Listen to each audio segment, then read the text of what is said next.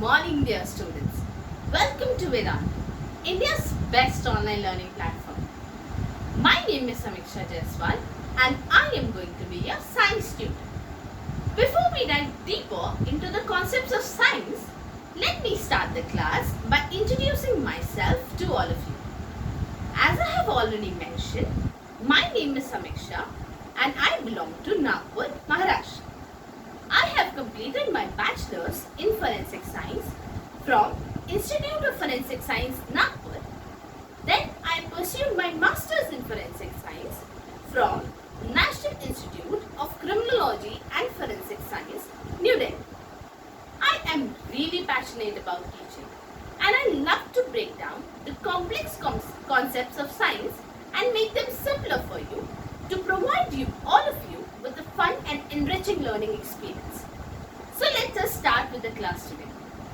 Today, we are going to learn about a very interesting topic of science, that is reflection of light, an amazing natural phenomena that helps us to see the objects around us. But before we start learning about reflection, I would like all of you to take 5 seconds and have a look at the objects around you. Have you ever wondered what makes these objects visible to our eyes? How can we see all these objects around us? It is because of this interesting phenomena of reflection of light. Let me explain it to you. How can we see the objects using this phenomena of reflection? Whenever the rays of light fall on into any object, that object reflects those rays of light. And when these reflected rays of light are perceived by our eyes, it makes those objects visible to us. So what is this reflection I am talking about? It is, in simple words, the bouncing back of light whenever it falls on to any object. If the rays of light falls on any smooth and shiny surface, for example a mirror, then these rays of light, when they strike the mirror, they bounce back into the same medium. This phenomena of bouncing back of light is known as reflection. Let us explain this with the help of a diagram. Let us consider this straight line represent a mirror.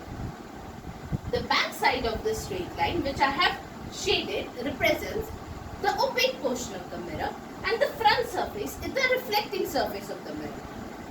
Let us consider the light falling from any object onto the mirror in the form of a ray. Let me make that ray of light falling onto the mirror. This ray of light, which is incident on this mirror, is known as the incident ray of light. When this incident ray of light strikes onto the surface of mirror, it gets reflected back from the surface in the same medium. And this ray of light is known as the reflected ray of light.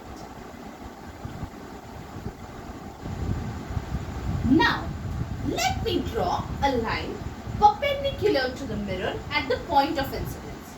And we will consider this point of incidence as point P. A line perpendicular to this point of incidence is known as normal to the mirror.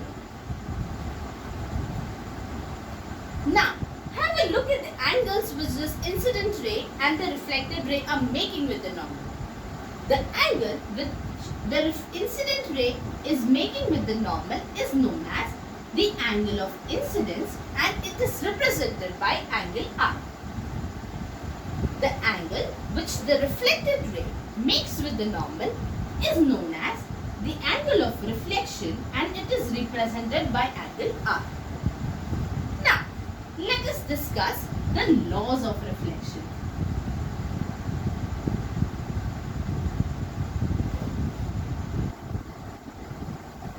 The first law of reflection says that the incident ray, the normal perpendicular to the mirror at the point of incidence, and the reflected ray, all three of them will always lie on the same plane.